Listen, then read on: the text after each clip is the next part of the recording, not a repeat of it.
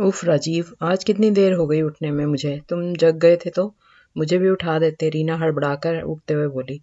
अरे मुझे कहा कब था तुमने रात को उठाने को, फोन में लगा हुआ राजीव बोला। राजीव की बात सुन रीना को गुस्सा तो आया, पर उसके पास गुस्से का भी समय नहीं था।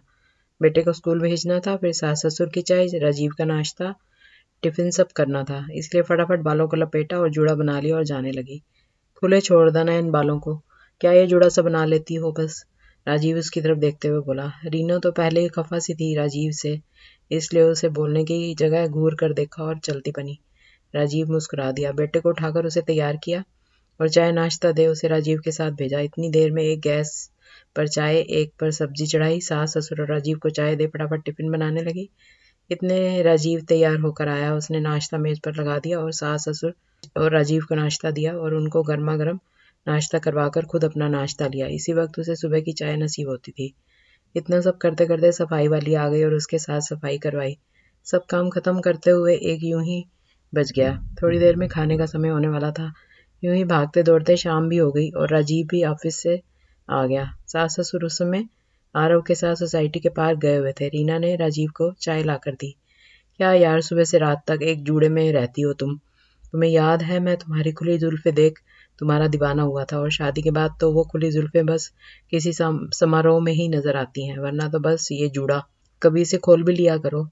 राजीव चाय पीता हुआ पास में चाय पी रही रीना को देख बोला और उसके बालों से क्लेचर निकालने लगा।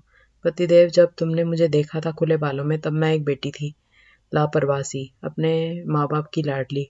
और जो अब ये जूड़ा बनाए जिस औरत को देख रहे हो, वो एक गृहिणी है, एक माँ, एक पत्नी, एक बहू है। समझे तुम? रीना बोली। हाँ तो उससे क्या फर्क पड़ता है, मैं तो अब भी तुम्हें 5 साल पहले वाली खुले बाल वाली रीना देखना चाहता हूँ, पर तुम ना जाने क्यों सुबह उठते ही ये जूड़ा बना लेती हो। राजीव बोला। पतिदेव, तुम्हें पता है जब बेटी बहू बनती है तो उस पर बहुत सी जिम्मेदारियां आ जाती हैं। एक गृहिणी इस जूड़े में सिर्फ बाल नहीं बांधती, वो बांधती है जिम्मेदारियां।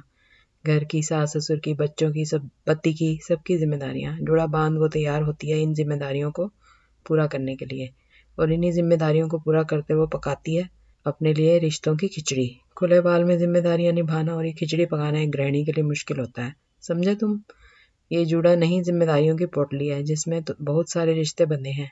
ये बोल रीना वापस से जूड़ा बांधने लगी। अभी रात के खाने की जिम्मेदारी जो उठानी थी। राजीव उसकी तरफ ऐसे देखने लगा मानो उसने कोई रहस्यमय बात बताई हो। एक जूड़े की ऐसी परिभाषा की तो शायद राजीव ने कल्पना तक नहीं की थी। रात के काम खत्म कर रीना ने अपने कमरे में जाने से पहले अपना जूड़ा खोल दिया, क्योंकि अब उसके सिर से जिम्मेदारियों का बोझ आज के लिए खत्म हो गया था। वो मुस्कुराते हुए कमरे में आई तो उसकी खुली जुल्फे देख राजीव भी मुस्कुरा दिया।